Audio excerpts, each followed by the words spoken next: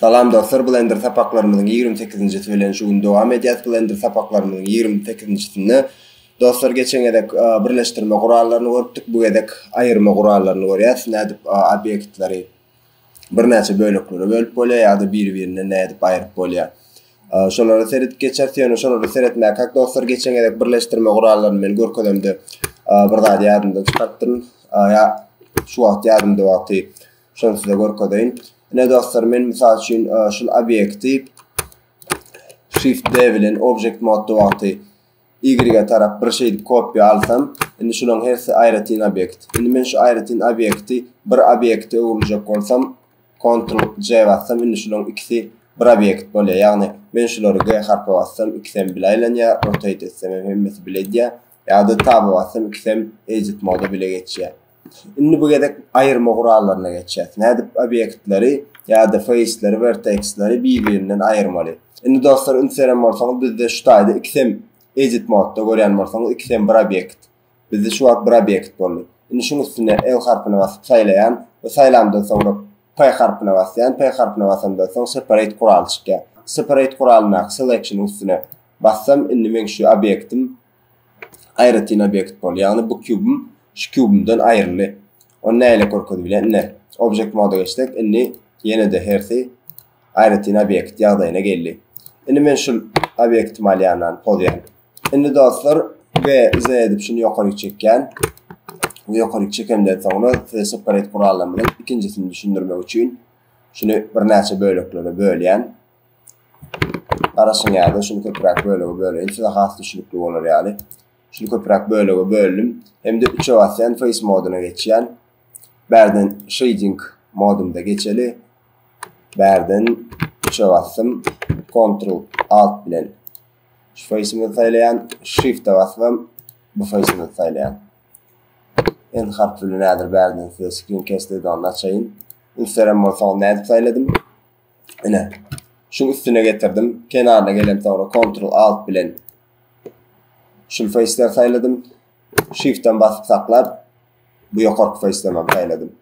Indi berden size hasýan kysy separate kuralynyň ikincisini düşündirmek üçin berde plusyň üstüne basýan, hem de new diýenden soňra berde ine materialyň renkini tutýan we assign diýän.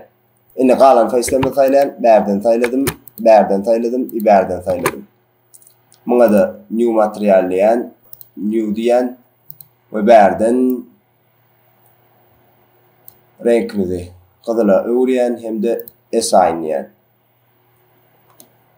Indi ýokarda bir face'imiz galdy.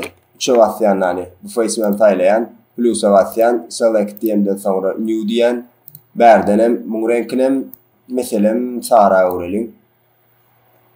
Assign diýdim. Indi dostlar, men şu face'lerimin hemmesini saýlamdan soňra P harpy basýan we by material diýenden soňra şular öz aralaryna materiallara görä bölünýär. Indi object moduna da geçdim. Ünseren bolsaňyz men şunu V Y diýän bolýan. Ünseren bolsaňyz materiallarymyz öz renklerine görä öz aralaryna bölünýär. Indi muny A basýandan V Y diýän kapitala süýçürýän.